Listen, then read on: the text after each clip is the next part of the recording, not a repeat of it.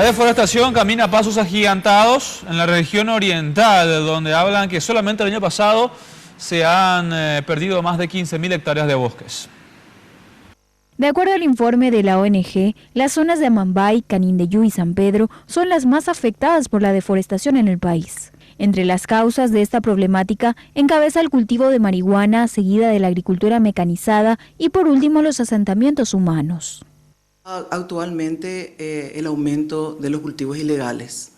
Estamos viendo estos cultivos ilegales en reservas naturales, tanto privadas como también vemos esto en la Reserva San Rafael, por ejemplo, en la Reserva Bracayú, también en la Reserva Privada Morombí.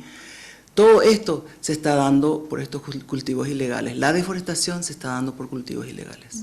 Desde la organización señalan posibles soluciones y colaboraciones que puede darse de parte de la ciudadanía para contribuir a la preservación de los bosques.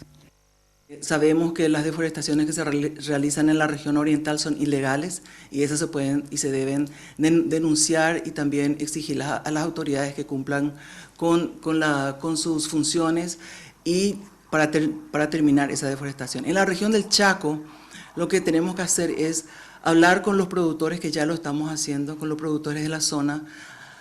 Algunos se están adecuando.